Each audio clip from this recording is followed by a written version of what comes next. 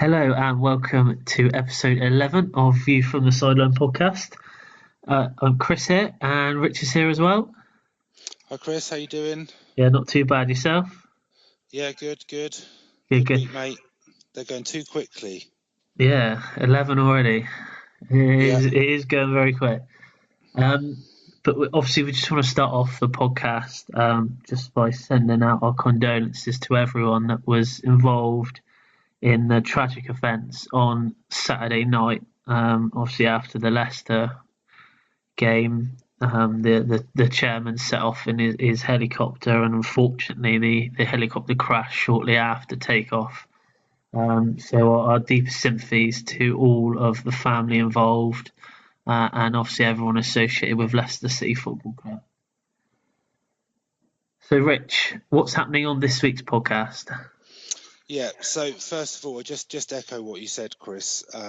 Absolutely terrible news from Saturday. I think the one thing I'd say is just how he changed the fortunes of that club, and when you look back on it, on how they won the league, and how sort of what a long shot they were to win it, and he was instrumental in putting the club in that position. So it's a sad loss, and so yeah, all thoughts and prayers are with everyone at Leicester at the moment. So coming up this week, we have the teaser. So this week it's my turn to test Chris's knowledge. We've got the weekend review of the Premier League games and also the EFL review. We will be talking in part 2 about our special topic this week, which is the FA Cup. We'll do a quick bit on predictions because we have a new leader at the top of the table. Chris and I did terribly once again. Well, I did anyway. I stupidly went for 3 draws. I didn't even realise at the time I went for 3 draws. I didn't even realise I did that.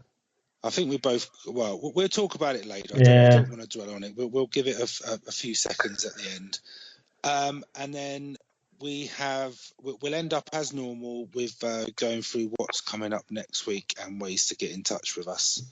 So I'm going to jump straight into the teaser, Chris. I think I'm confident this week for you. So here it goes. Who is the only player to have won silverware at both Manchester United and Liverpool?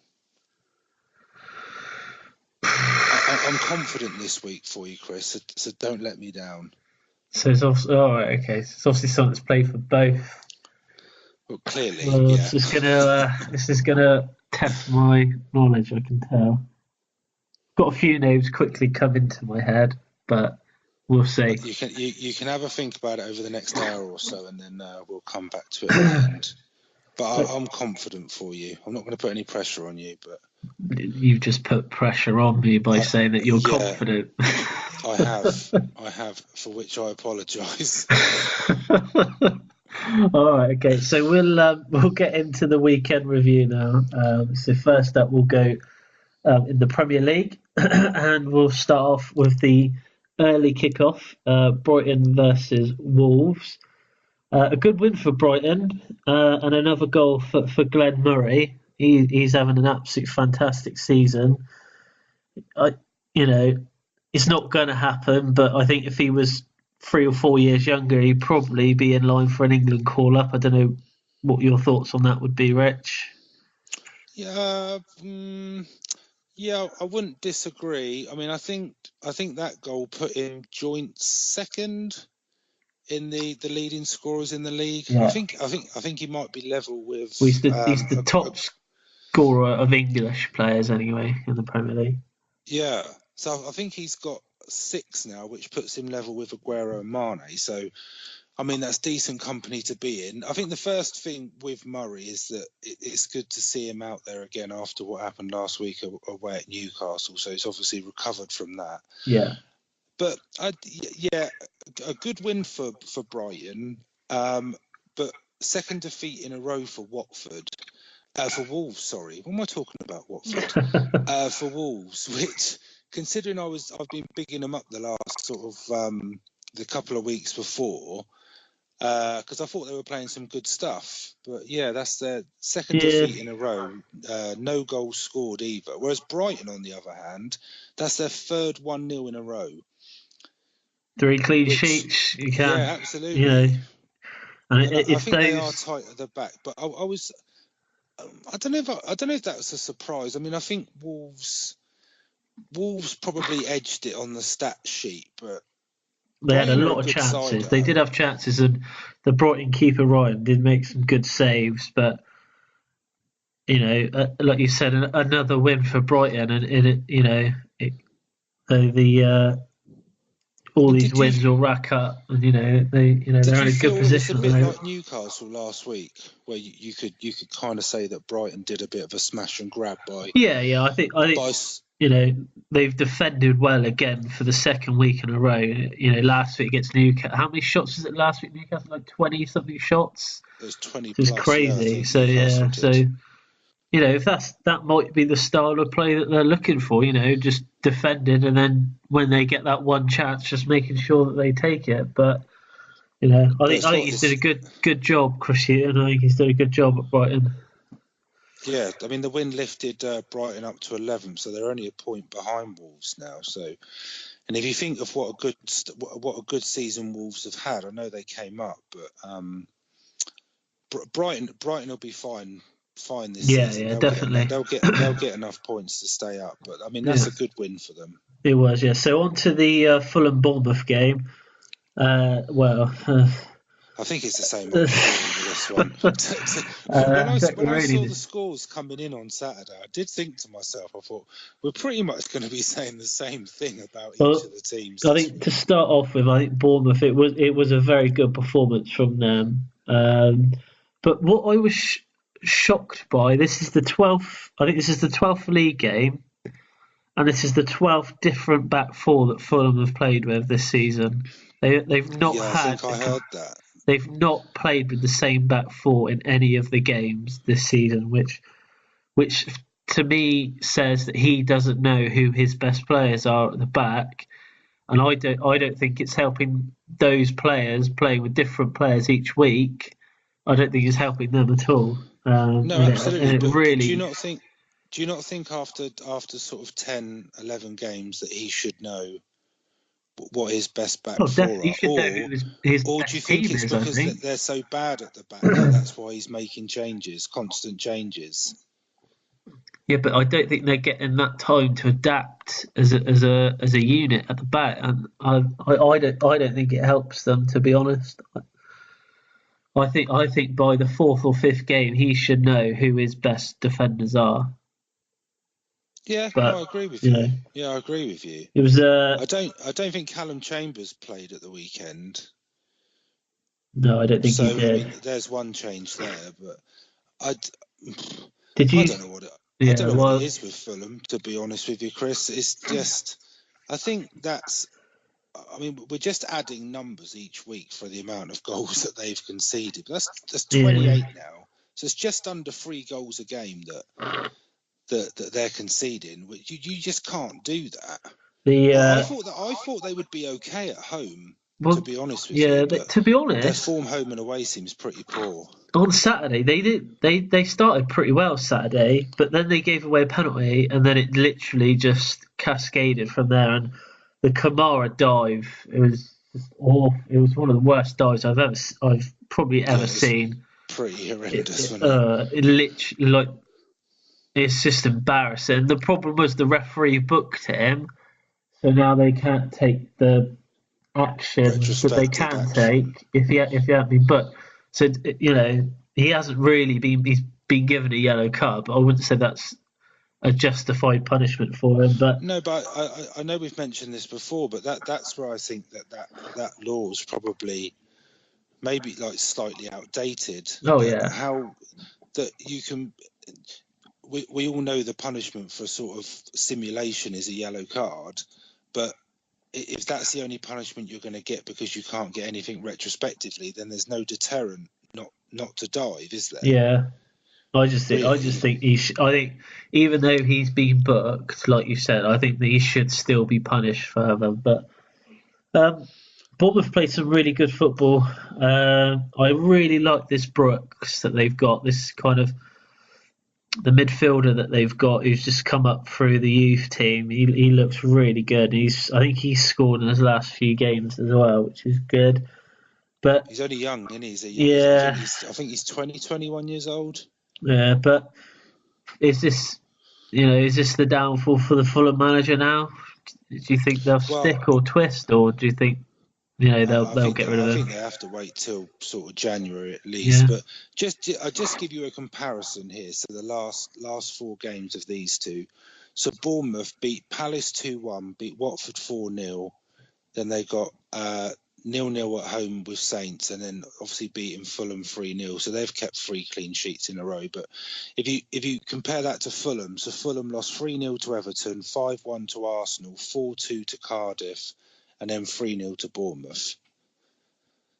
It's just chalk and cheese. It's just so many goals, isn't it? It's just so many goals I really do think that this is not going to be a great season. I didn't predict them to go down either. So they've got 2 huge matches. So they're away at Huddersfield I think it's next Monday. Next Monday night that is, game. Yeah.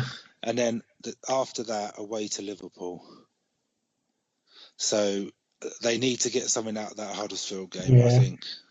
Well, speaking of Liverpool, they're next. We're against Cardiff. I don't think this is a result that probably would have come as a shock to anyone. I just think sometimes Cardiff look a bit desperate when they're defending. I think the first goal, Salah's goal, they just could not get the ball away, and they were just all looking at when the ball goes in the back of the net. They're all looking at each other to say, well, you should be doing this, you should be doing that. But I think the only shock of the game really was that Cardiff actually scored. But I kind of trying to relate it to how Cardiff got on last week when they got their first win against Fulham. I think for teams at that end of the table, it's almost like anything that they get from these sort of games is a bonus, because no one really expects them to win. So it's just such a step up. Though, it's more like protecting your goal difference, isn't it? It's like just probably. But going away to Liverpool is just a completely different level of match to what Cardiff are probably used to playing with the squad of players that they've got. I'm not sure how many of them have ever played at Anfield, for example, but I agree with you. The result isn't hugely surprising, but for me, from a Cardiff point of view, that game's done now. You move on. You move on to the next one. I don't think they dwell on that. No. Yeah, I mean, if they'd got a point, it would have been like a brilliant result. But I don't think anyone really expected them to take anything from it. So it's probably lessons learned from it, and you move on to the next one. Yeah, Liverpool though, 10 points better off this season than what they were last season at this stage. Yeah, no, they look good. They look really good. Yeah, so they're all right. I think we're neutral, Chris. We've got to be neutral. Yeah. I think they will. I think they'll put up a serious challenge this year.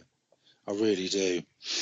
I think depends on how they get on in the Champions League and like the domestic cup competitions. I think if they can keep everybody fit and sort of stay away from injuries to their main players, I think they're going to have a proper crack at it this year.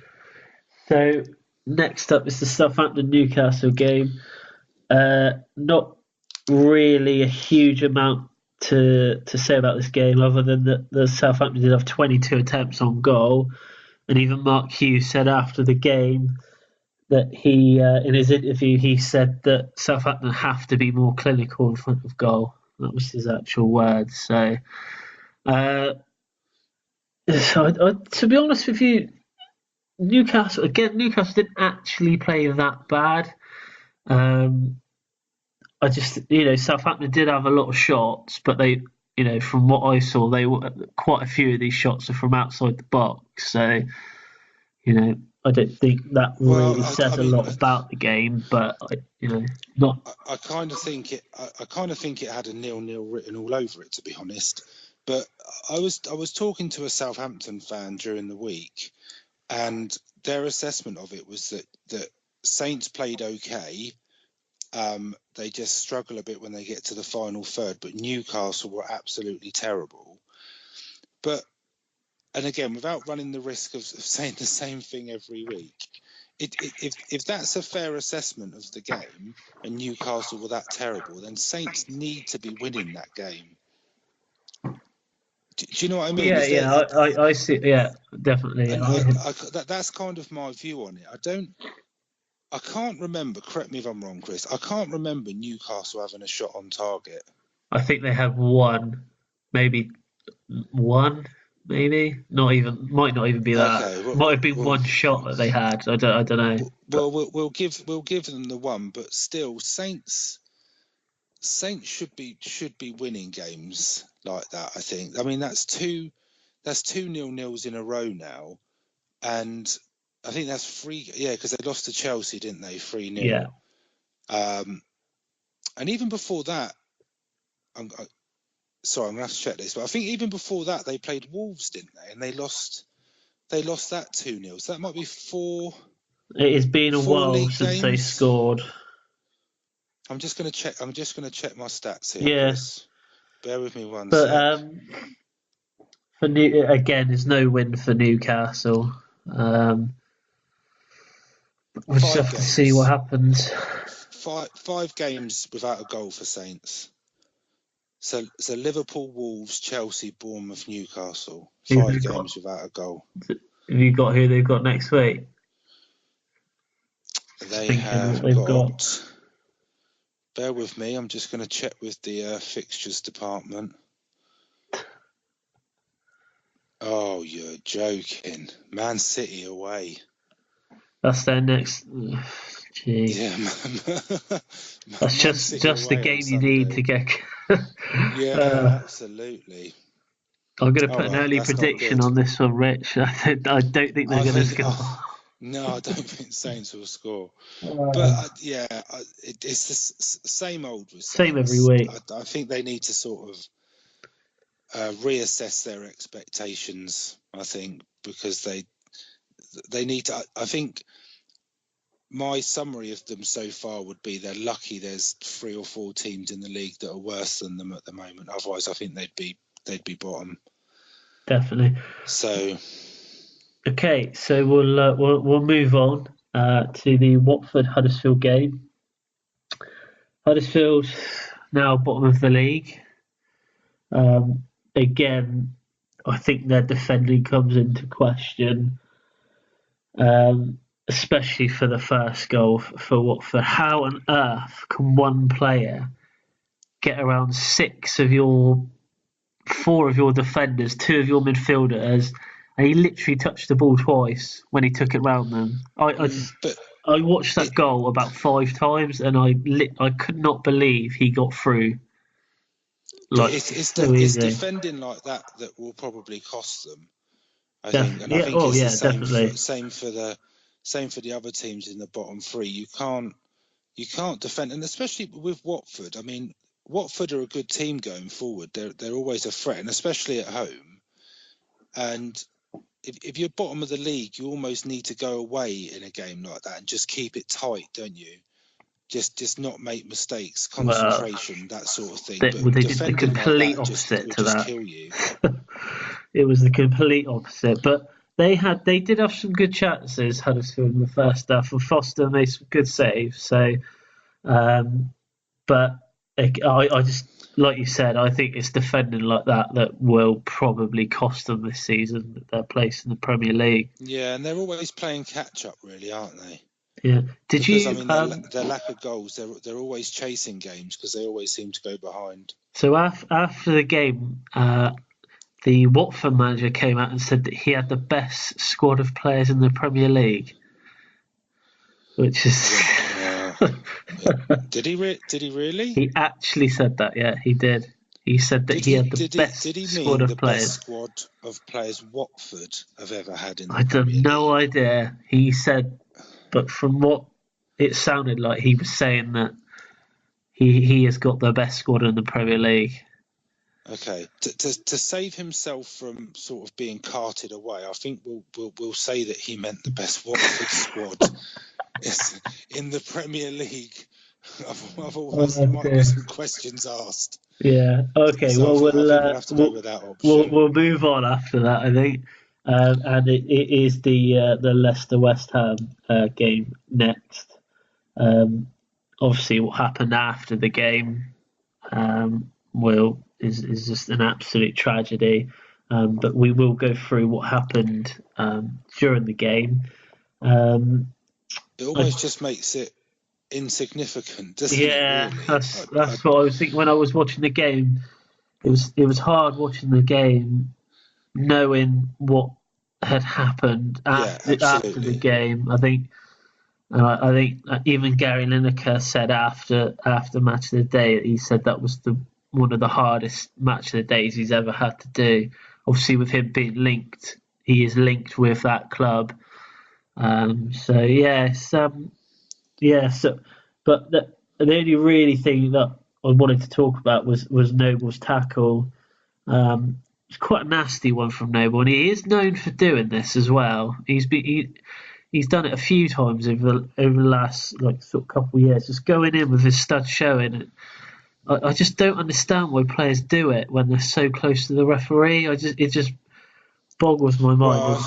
Well, I think there's a fine line between sort of being a player that plays with a lot of passion and sort of takes pride in wearing the shirt, etc., to then you're 1-0 up away from home.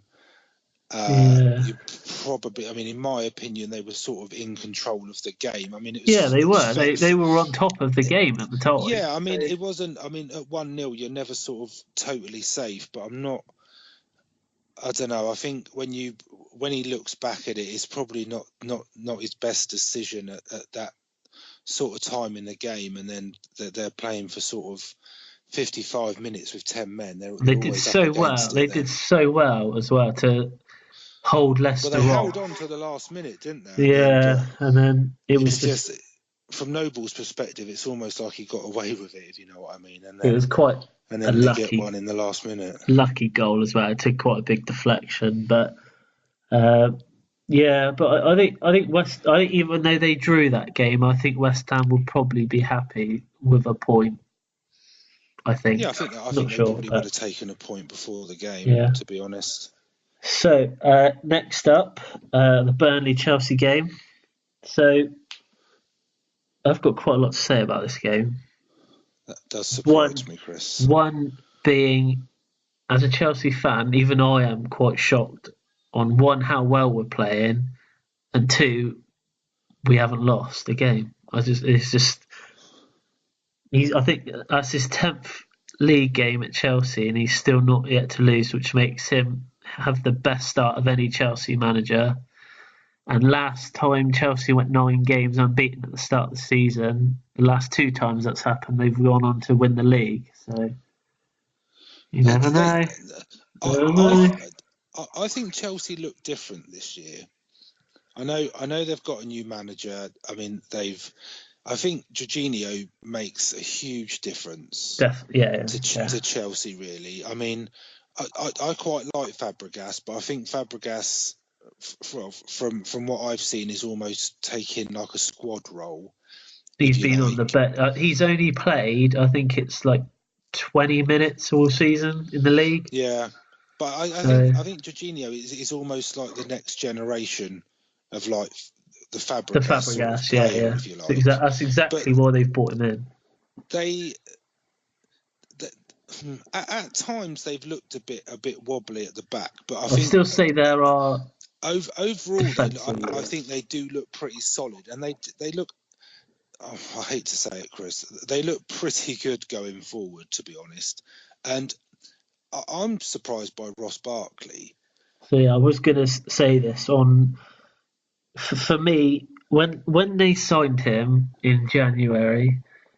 I think a lot of questions were asked on why they bought him, because obviously, with the players that we had, it was unlikely that he would get into the squad, and that happened. He didn't really play a lot under Conte, but I think under Sarri, I think he's been given a chance, and probably the most improved Chelsea player I've seen for some time.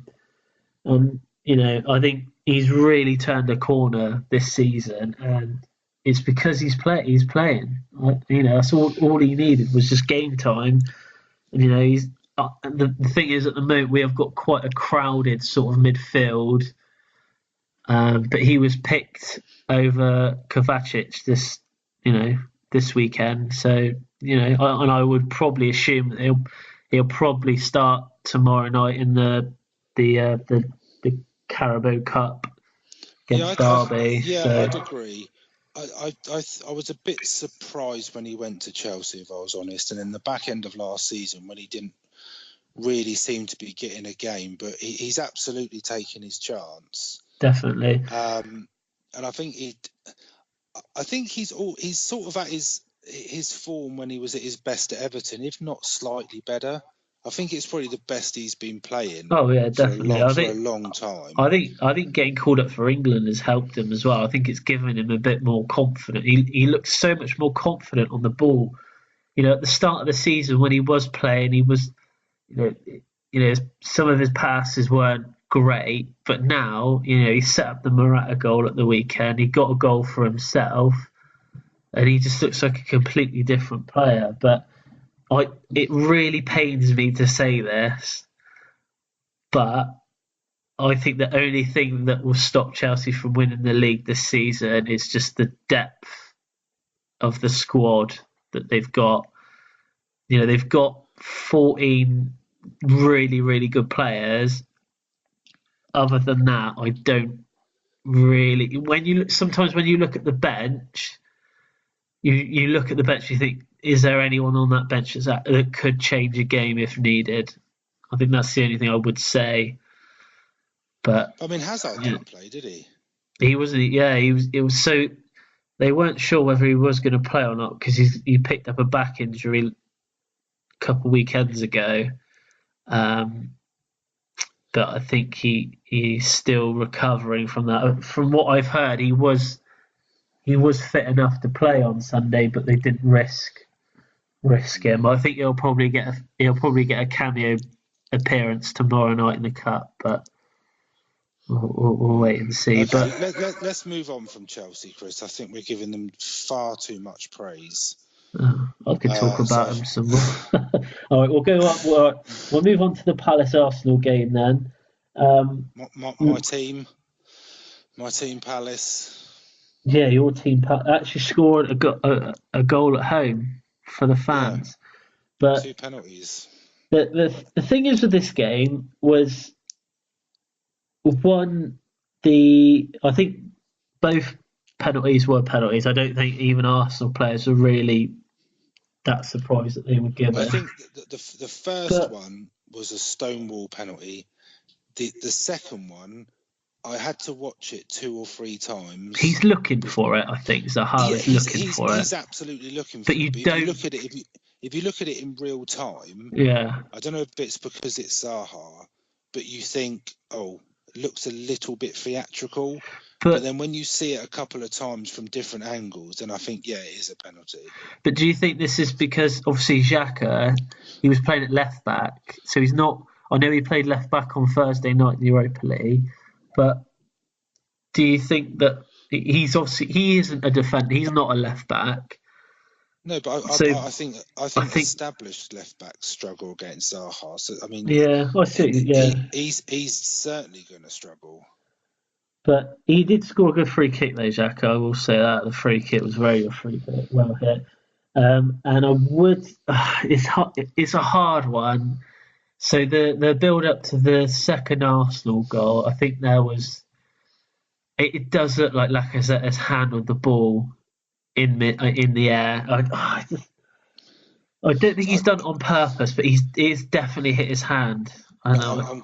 I'm gonna disagree with you on one point. I think Yeah. he has done it on purpose. Do you think he has done it? Okay. Yeah, because his hand is above his head. Yeah. So, how did the referee not see? I just don't. But I had to watch it a couple of times before I was sure whether it hit his hand or Yeah. not. Because it didn't. That's the only thing I can think of from the referee's perspective, is that because at the pace the ball's whipped in, I mean, it's pretty obvious he's gone up with his hand, but seeing it in real time, I wasn't sure whether it actually hit his hand or not. Yeah. But yeah, it's deliberate. I mean, you all this, you jump with your arms for leverage and that sort of thing. You don't jump with your arms above your head. So I know what you mean. Yeah. I just a definite handball. So I would say. I think Arsenal, will be disappointed with a point here, and especially to only get a point because they've given away 2 penalties as well. I think they'll be quite. I think the way Arsenal have been playing against the way Palace have been playing, Arsenal will be disappointed to only come away with a point. Palace, on the other hand, I think they'll be quite happy. Yeah, their first goals at home, get a point at home to Arsenal. The fact that the 2 goals they got were penalties is kind of neither here nor there. Don't think it matters, does it really? I think, no, at it the end of the doesn't day. really. And I mean, he sort of made up for his absolutely terrible penalty last week. Yeah, that's what I was thinking when he although because obviously he wanted to take the penalty. The second one didn't have a lot of conviction. No, but I know, fair play for him to wanting to take it. Because he's captain as well, isn't he? So probably pulls rank on that as well. And apparently he's normally a good penalty taker. Yeah, so. well. Okay, we'll move on to the Man United Everton. Speaking of penalty takers, right? The Man United Everton game. What on earth is this? What? I just look at. I just think it's embarrassing. What, his Pogba's run up? That is not a run up. That is a jog on the spot for 5 minutes, and then he missed the penalty and got lucky that it just came back to him. It's the canter of a World Cup winner, Chris. That's what it is. I just think. All right, if he scores the penalty, only players that can get away with a run up. If he scores the penalty, then that's fine. If he misses that and he doesn't score the rebound. Yeah, but he did miss one earlier in the season, didn't he? Yeah, but did he do a run-up like that for about 5 minutes? I think that's his new run-up this season. I think they played Leicester first game of the season at home. But what does it actually do? What does it accomplish? It doesn't put the keeper off because he saved the penalty. Do you remember the Italian guy? Was it at the Euros? And then West Ham signed him. What was his name? Zaza, yeah. Yeah, someone like that. He had a crazy penalty run up in the World Cup. But I think that, it's all attention, isn't it, really, I guess? But I think that's just Pogba. It's not for me. I mean, he's won the World Cup. He can pretty much do what he wants. I understand that, but I just think it's just a bit too much. Anyway, so do you think it was a penalty? Just quickly, do you think it was a penalty? Yes, I did think it was a penalty. Too. Yeah. But a bit of normality, I think, back for Man United now. I still don't think that they're nowhere near their best. But one of their key players this season, Juan Mata, they've got all these other, you've got your Lukaku, your Pogba, Martial, Rashford, but I think it's actually Mata that's actually key for them at the moment. I'd agree, but I think he's only sort of become key for them since they were 2-0 down to Newcastle. Yeah, because I'm not sure he was really playing well regularly before that. I mean, he had a great second half in that game. Then he played well against Chelsea, and then I think he's played well again on Sunday. So I think he's absolutely deserving of his place. But the thing for me with United is, one, Lukaku being dropped. Do you think they actually played a little bit better without him on the pitch? Yeah, well, yeah, I do, but I still think United are nowhere near where you should expect them to be. I still think their back four looks a bit dodgy. I don't have a lot of faith in them, to be honest. I think the six ahead of the defence, I mean, they're quality players, but I think, particularly in that game, I think it was probably closer than it should have been. Yeah, I agree with you there.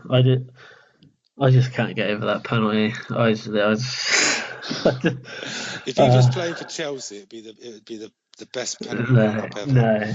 No, so you wouldn't do that. But yeah, it wasn't actually. It was quite an actually entertaining game, to be honest with you. I quite enjoyed. I actually watched it. I actually quite enjoyed it. But I think for Man United now, I think getting the win at the weekend as well, I think that will push them forward a bit. I think maybe that they've had their blip of the season, and they'll go on from there. But we'll see. But I'll be honest with you, mate. I think there's always going to be an element of inconsistency with them. Yeah, that's the trouble. All right, we'll move on to the other winning Manchester club this weekend. Your team, Tottenham, Rich. Fair result, would you say?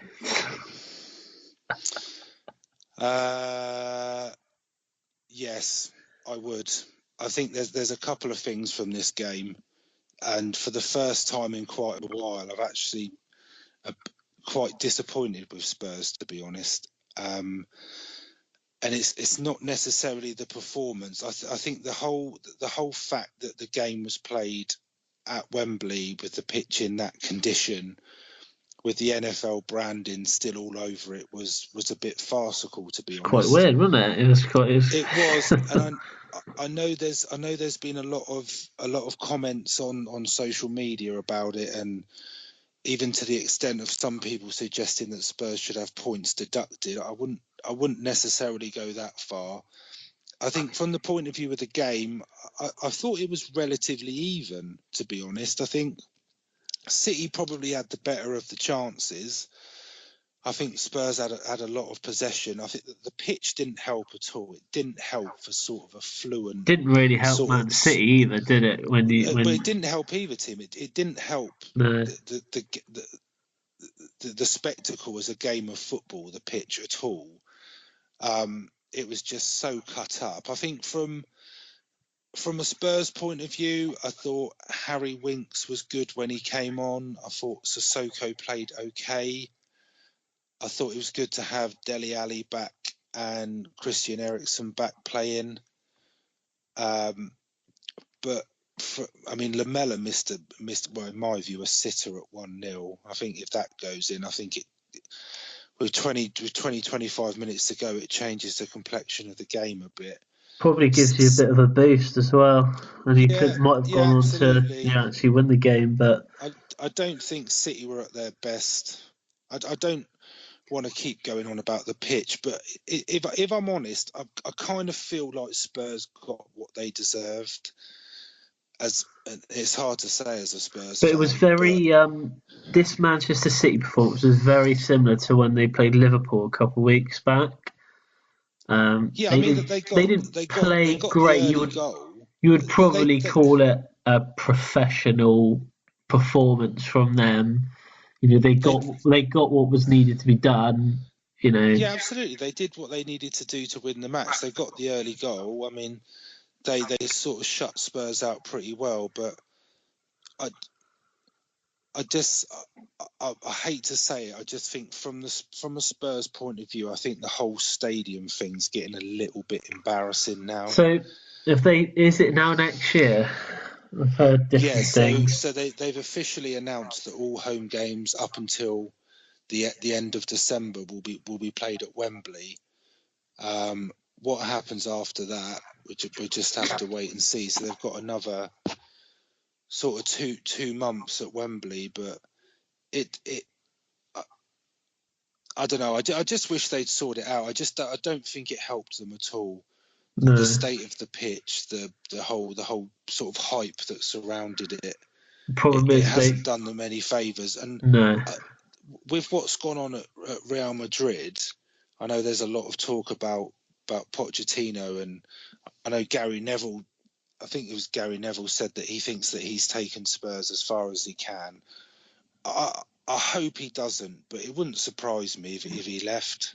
They've got their eye on a few managers, haven't they? I know that. Well, Conte, I know Conte's been linked with them as well. Yeah, but if you believe what you read, so is Roberto Martinez. But I mean, I think any sort of manager at a certain level will get linked. I don't think it's any secret from a Madrid perspective that they've always liked Pochettino, but I don't know. There's something that makes me think that, speaking of maybe he may go. Yeah, just quickly, this is completely a bit off topic, but obviously Real Madrid at the moment, very, very poor. Do you think that this has anything to do with Ronaldo leaving the club? No, not really. No, or you just think it's just they're not. I think it's difficult because any team who loses that level of player with that amount of goals that he scored, they're always going to struggle. But the one thing I'd say is if you still look at the 11 players that they're putting out, so Toni Kroos, Modric, Isco, Bale, Varane, Courtois, Ramos. I'd take any of them for Chelsea if they want to leave. Take out Barcelona.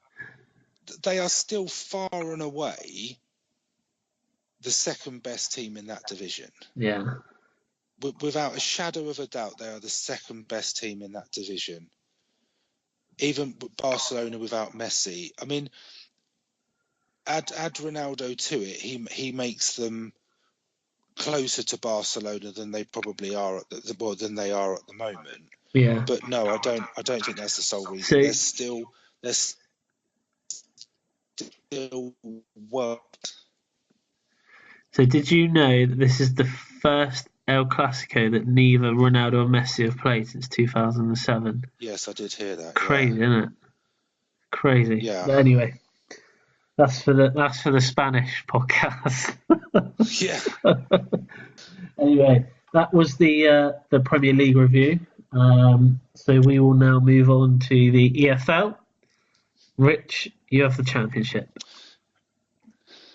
Yep. So in the Championship, again, it's all change at the top. I think, if I remember rightly, at one point on Saturday, there was Derby had moved up something like six places to be top of the league, and I think there was 3 teams that were top on the same day. So United are top of the league. They got a win at the weekend. And then second place is Leeds. They drew 1-1. Middlesbrough, Norwich, West Brom and Derby make up the playoff places.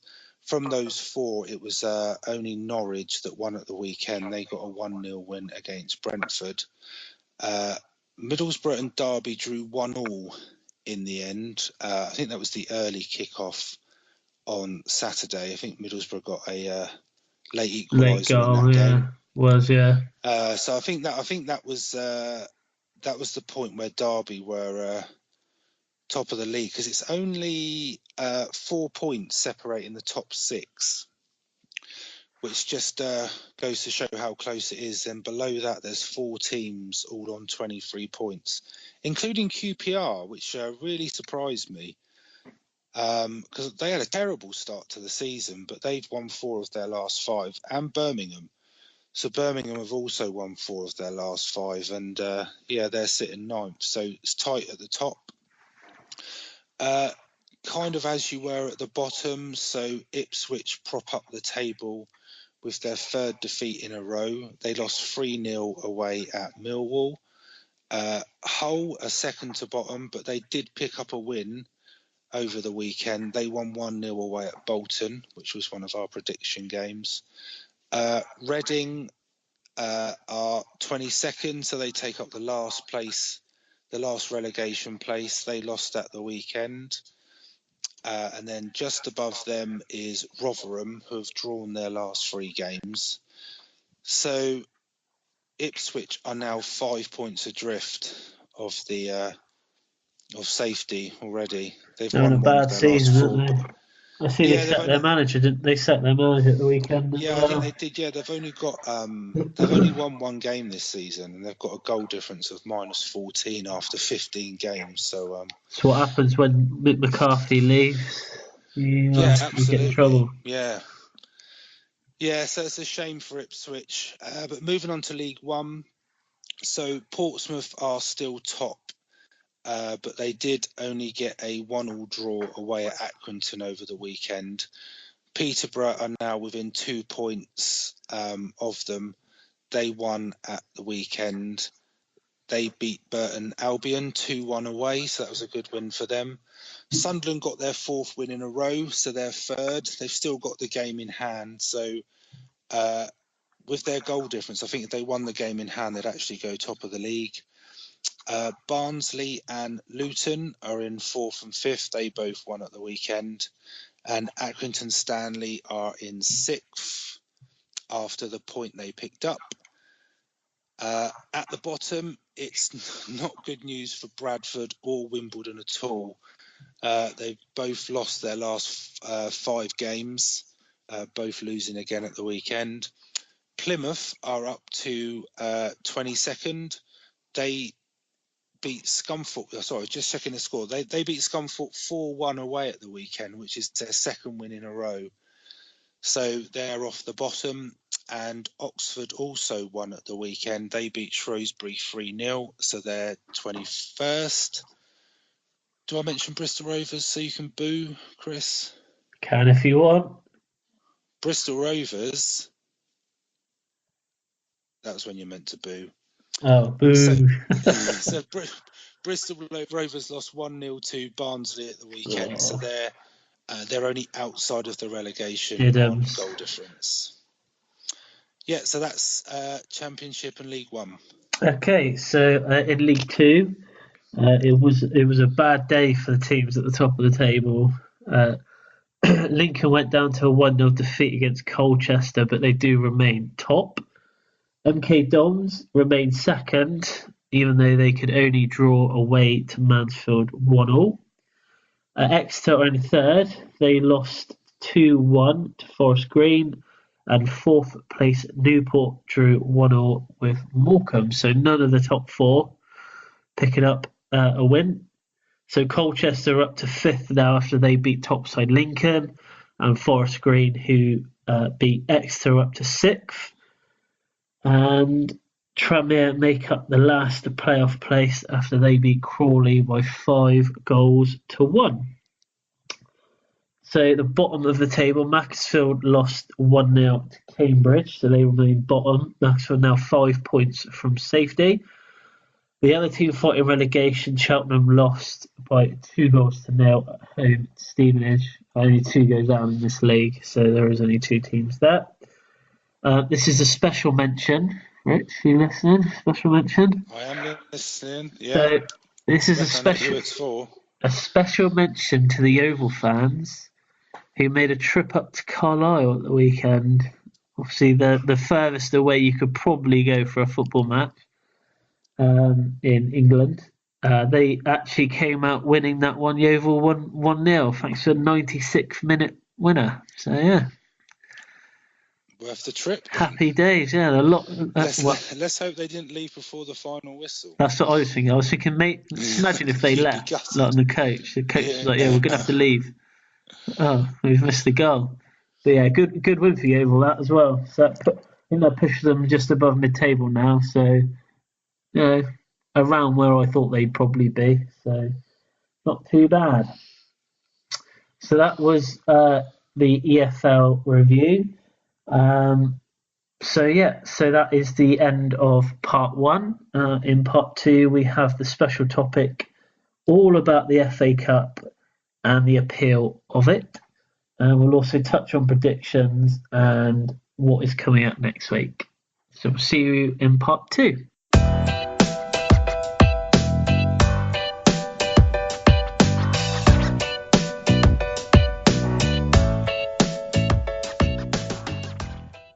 Hello and welcome back to Views from the Sideline. This is part 2, and in this part we're going to be talking about the FA Cup and the appeal of the FA Cup these days, because obviously a lot of people, I think there's a lot of things being said recently about has the FA Cup lost its appeal. So we're just going to go through a few things. Obviously, my opinions, Rich's opinions on the whole situation. But personally, for me, I love the FA Cup. I think it's one of those cups that's got such a tradition around it. It's been running for over 100 years now. And I think Chelsea have been quite fortunate enough to say that I've seen obviously my club lift the FA Cup quite a few times, especially in the last sort of like 10, 15 years.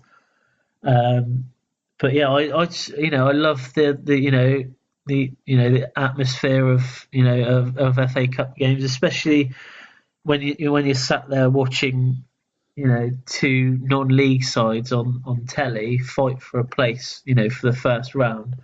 But I don't know what you think about it, Rich. Yeah, I mean, I think what I've tried to look at this one, this topic this week without a lot of stats, without a lot of research, if you like, and just what sort of my personal feelings are towards this competition. And I think the thing that is quite disappointing is I think the brutally honest answer is that it has lost a bit of its magic, and I don't.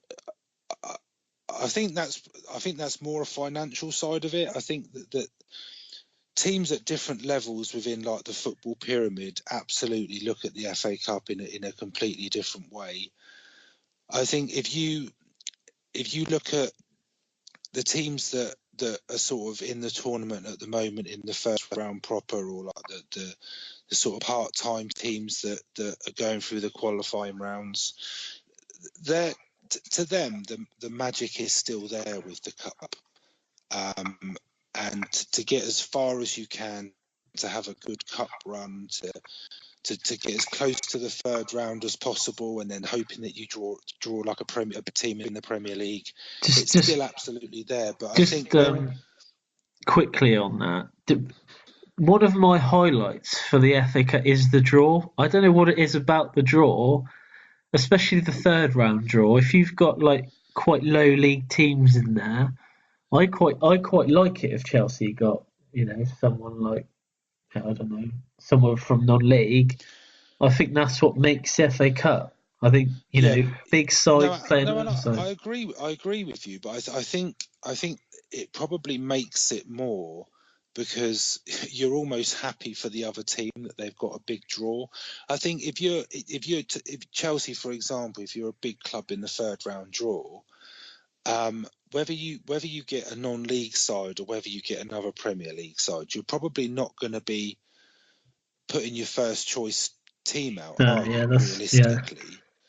And I think that the deeper you get into the competition, I mean, one thing I did pull out that I think probably sums up a lot of how the FA Cup is viewed at the moment. So I don't know if you know this, Chris, but to win the competition, so financially, the prize money is 3.6 million. That's to actually win the tournament. But West Brom, as an example, just to give a comparison. So last year in the Premier League, West Brom got 2 million for coming last and getting relegated. Yeah. And if you compare the prize money, so that is the same amount as you get for coming runner up in the FA Cup. So it's around 2 million. But the prize money, because the question I was going to ask you is as a football fan, do you think that getting finishing in the top four or winning the FA Cup would be more of an achievement? So Liverpool last season, for finishing fourth in the Premier League, their prize money was just over 32 million. So that's 10 times what you get for winning the FA Cup. And to be honest, if you win the FA Cup, the the most rewarding part, because I think 3.6 million to a Premier League club isn't an awful lot of money, is qualification for the Europa League. That's what I was thinking. Yeah, and I don't want to do that competition a disservice, because that's where Spurs will be in January. So I've got to big up that competition. but no one really wants to play in that. It's not like it was. I don't know. I was going to say 10, 15 years, but it's maybe even a bit longer than that. Where it was almost like the best opportunity some sort of top 10 like Premier League clubs had of playing in Europe. And if you won the FA Cup, it was like you've got European football. It was such an achievement. But that's just not there anymore. But do you think it's because the teams that are winning the FA Cup are generally the teams that finish in the top 6 anyway? So for them, probably. It's not. And you're qualifying for the Europa League by default almost. Yeah, I personally think that the prize money you should be getting more than 3 million for winning the FA Cup. But yeah, I think you should. But I don't think it's about the prize money. It should be.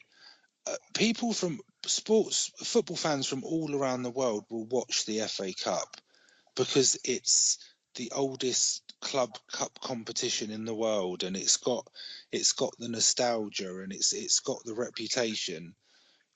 I think the thing that I love about the FA Cup, and it's from when I was growing up, and it was the final was such an event. It was the build up was on telly. It was on pretty much all day. I remember, did they used to start at like midday or something like that? But it was probably one of the only sort of games that was broadcast in full on sort of like terrestrial television, and there was such a build up to it, and like under the Twin Towers at the old Wembley, it was just such an event. But one of the things that I don't like about it, to be honest with you, I don't like the fact that the semi-finals are played at Wembley. No, that's one thing that when I was looking at it, I think it should be like almost like a privilege to play it. Well, I know, like Tottenham aside, are playing their home games there at the moment, but it should be a privilege to play at that stadium, don't you think? No, absolutely. You should have to earn a spot at and the Spurs Man United semi-final last year, I didn't, even as a Spurs fan, I didn't want that played at Wembley. Because they used to play at neutral grounds, didn't they? Like Villa play Park. them at Villa Park, Hillsborough, Old Trafford. I think they used to play them at the City Ground as well, at Forest. So even if they played them at the Millennium Stadium, the semi-finals, I think even that would be okay. But again, it's all about money. It comes down to money, doesn't it? Yeah, but I mean that was going to be one of my other points. I think that the FA Cup almost lost a bit of its appeal when Wembley was knocked down and it was moved to Cardiff. Yeah. Now, I know for sort of stadiums in the UK with capacity and sort of neutral stadiums, if you like, because you can't play at a club ground. I guess Cardiff was the only option, but it just didn't feel right. It's almost like it lost some of its magic when it moved, and then when it came back to New Wembley and the semi-finals were being played there. I think the semi-finals have been played at Wembley now since 2007, so it's over 10 years. But it just doesn't. It doesn't feel right, does it? I completely agree with you. Getting to Wembley was the pinnacle, if you like, and winning the FA Cup on a day out at Wembley, there was nothing that could beat it. Definitely, yeah. And I think if you look at the upsets, so just to pick a couple out, so I don't know if you were alive for some of these, Chris, so you have to bear with me. So Sutton 2, Coventry 1 in 87. So that was 18 months after Coventry won it and Sutton were non-league. I was alive. I was alive. You were? Good, good. That was the year I was born. Oh, okay. I doubt you remember it. Liverpool-Wimbledon in the final when Wimbledon won 1-0, sort of a few more recent ones. So when Wigan beat Man City a few years ago, and then just one for you, Chris, when Bradford went to Stamford Bridge and won 4-2 against Chelsea. Yeah. No one's going to hear that, Rich. I'll cut that bit out, don't worry. And then obviously you've got probably the two classics, Wrexham beating Arsenal and then Hereford beating Newcastle, which is whenever the FA Cup comes around, Ronnie Radford's the goal is always on. Comes on. Always on. But that, to me, that's what the FA Cup is about. And the giant killing. That is one thing that I love about the FA Cup is, like I said, like the fact that a lower league team has a shot at beating one of the biggest teams in the world. I think I'll take Yeovil, for example. 2 seasons ago, they played Man United at Hewish Park. You know, for any Yeovil fan, you know, that was probably be the biggest game of that season. You know, to go watch, to have a chance to go watch, you know, Manchester United play. You know, is a great, and that game was Sanchez's first game for Man United as well. Yeah, and I absolutely agree with you. But there's also the other side that makes you think that a game like that will keep the club running for like another 12 months. I'm not for a minute suggesting that Yeovil are in sort of financial difficulty, but for a lot of the lower league clubs getting a big Premier League club and a televised game, it will pretty much run the club for a year with the revenue you get from it. The suggestion was that the TV money, the gate receipts, and everything that came with it, they made at least $1 million on that game alone. So, that's what the cup's about. Yeah. For me, it's about those sort of games. When you get to the quarterfinals, like semi-final, I think last year when Spurs got to the semi-final, I think it was only at the semi-final stage where they pretty much put a first team out. Who did they lose to? Trying to think. United. Anyway, I don't get the joke. Do you think that the BBC have done a good job in the last 2-3 years with the amount of coverage that they are giving the FA Cup? Do you think that they're trying to bring it back? I think they do their best, but I mean, it's on BT Sport now. But I mean, even to me at the moment, BT Sport's probably running second behind Sky Sports. I'm not sure how many subscribers BT Sport have got, but I just don't think it's accessible. That was the beauty of the FA Cup years ago. It was always on. It was accessible to everyone because it was on terrestrial telly. Because BBC, they do normally show 2 games over the weekend. Yeah, they do. Yeah, they do. Normally a Friday night game and then like a Sunday. I think you're spoiled with the amount of football you can watch. Honestly, I think at least 95% of football fans would rather finish in the top 4 than win the FA Cup. I think you're right. I think that's a bit sad. I mean, being a Spurs fan, I'm not afraid to admit it. I get ribbed all the time for Spurs' lack of trophies. Do you? And yeah, I do. I can't imagine that, Rich. The whole DVD of the sort of nearly winning the league and all that rubbish. Rich, you should know. We put pressure on because you've got a copy. I know you've got a copy. Oh yeah, we put pressure on DVD. I'll be honest with you. And I don't have a problem in saying it. I realistically don't think Spurs are going to win the Champions League. They're certainly not going to win it this year. I would rather Spurs won the FA Cup and had a year out of the Champions League. This is just so you can silence the people that are telling you about. No, but I just think I think I'm in the camp where when you're a footballer and you look back, you're not going to have any trophies on your shelf for sort of finishing 3rd and 4th in the league every year. I think the FA Cup is within English football is, apart from the Premier League title, I think it's the pinnacle, and I think it's definitely. I would rather Spurs won it than had a year out of the Champions League. So we're agreed that the semi-final shouldn't be played at Wembley anymore. Do you think that will lift the profile of it at all, or do you think just Yeah, well, I don't know. It's difficult because any game at Wembley's high profile. I think I don't think they'll ever be moved away from Wembley because I think it makes the FA too much money to move them, and with the cost of Wembley, etc., it's probably a no-brainer to have them there. I just think it would be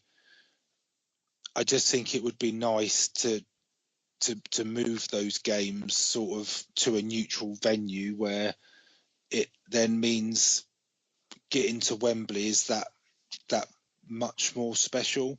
I think for any English-born player, I think they would, one of their achievements, I think they would love to win the FA Cup. Yeah, I think they would. They would.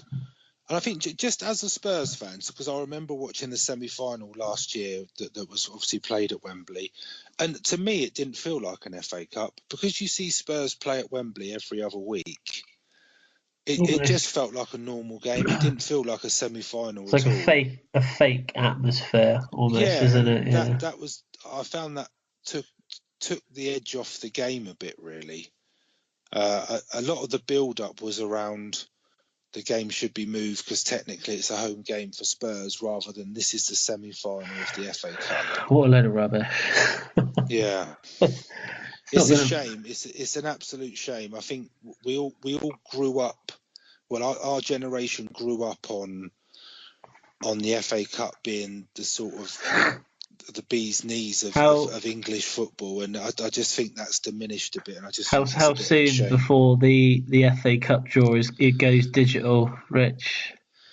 Yeah, but it's like the League Cup, though, isn't it? They do the draws in China. In China, it's just crazy. It's just crazy. Yeah, I think we'll start a campaign to get the FA Cup back to where it should be. Yeah, never get rid of the Bulls. Never get rid of them.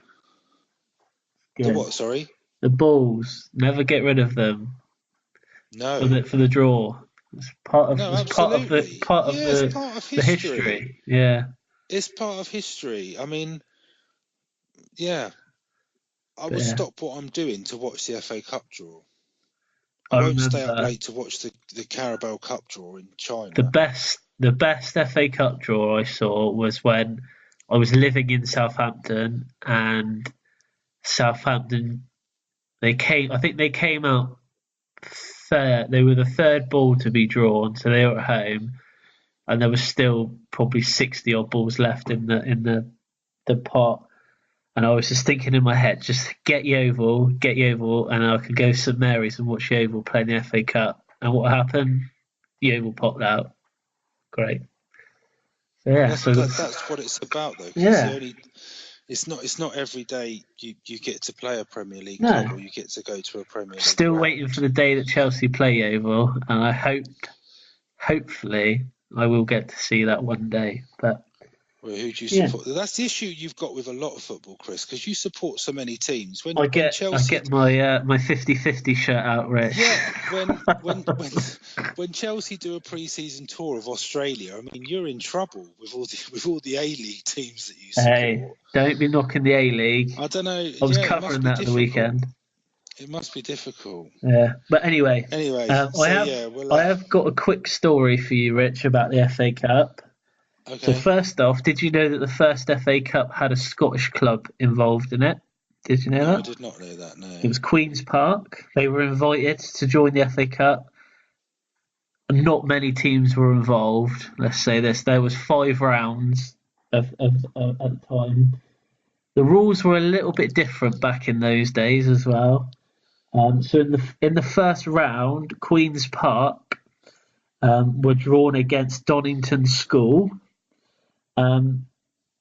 But they couldn't agree a date to play the game, which just seems crazy. They could not agree on a day to play the game, so they both like Spurs. Yeah, so they were both given a bye into the next round, where they were drawn against each other again, This time they agreed a date, and Queen's Park actually won that by default because Donington School withdrew from the competition. This didn't start off as the best competition. This gets even better. Right? So Queen's Park advanced to the third round after getting a bye from the first round because they couldn't agree a date, and the club withdrew who they were supposed to be playing in the second and third round. Because there was an odd number of teams in the competition left, they actually got another bye. I know where this is going. Yeah. They got another bye into the semi-final. Right. Are you going to take? Did they win it? Listen to that. This is unbelievable. So then, in the semi-final, they played a team called Wanderers, and they drew the first leg. And back in that time, they played 2 legs. So the first leg they drew. But the second leg, Queen's Park, they couldn't afford to travel, so they had to withdraw from the competition. So they never actually. So yeah, they managed to play the first leg, but couldn't afford the money to play the second leg for the travel. So they got all the way to the semi-final by default, only playing one game, in a 0-0 draw. And they drew that, and then. Wanderers actually went on to win the competition, but yeah, I thought by default. No, they actually played. I think they won 3. I think it was 3-1 the final. Oh, crazy! But yeah, I just thought that's what that competition. That was quite funny. It's all about crazy stories like that. I thought that the fact good that topic, Chris. I there like was that. Yeah, but yeah. So yeah, that's the FA Cup. I think we've agreed on quite a few points there. But if anyone has anything on the FA Cup that they would like to share with us, just get in touch with us. It'd be good to hear people's memories and people's stories. So games that they've gone to see and things like that, and So quick news on predictions, Rich.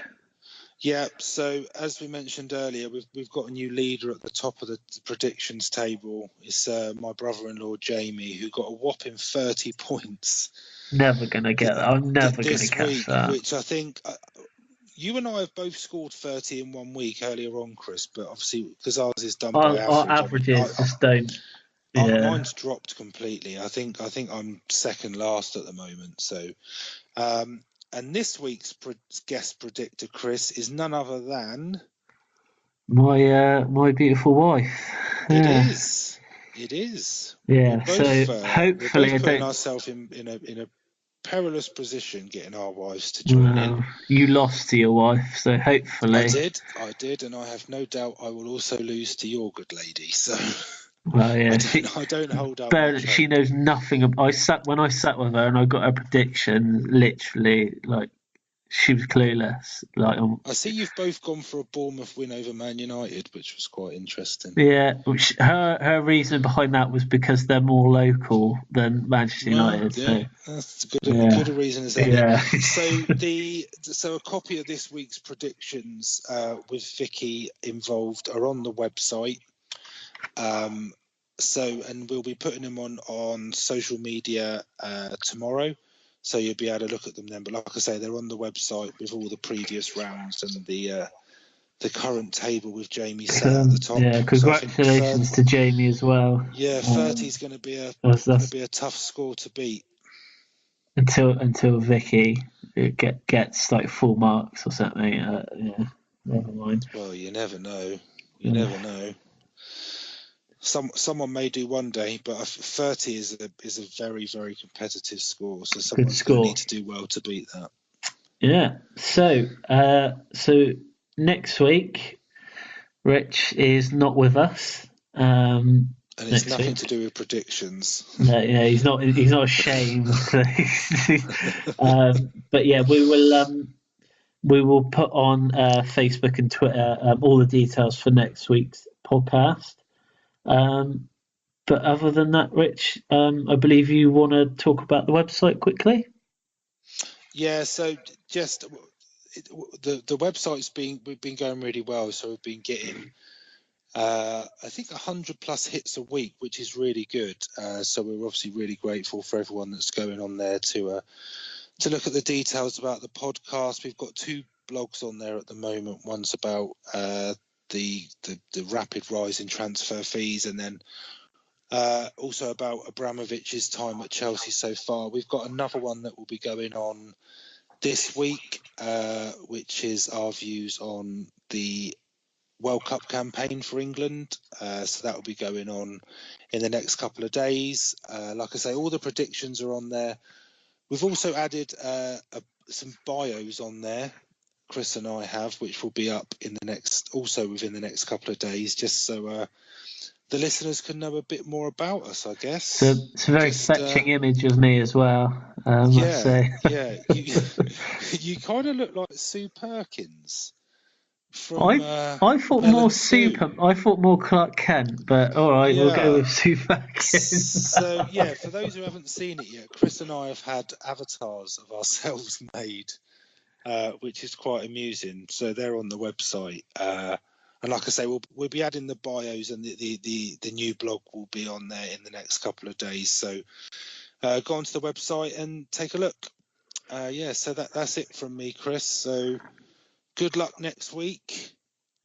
I'm sure I'll be sure to listen in, and then you'll I'll be back the you'll week be after. missed, but you'll be back, which is good. I am. There is a valid reason why I'm off. So yeah, all right, we'll let you off. But yeah, anyway, that is all we have time for this week. So yeah, thank you for listening again, and thank you for all the support that we've been getting. But yeah, goodbye from me. Yeah, goodbye. Speak to you soon.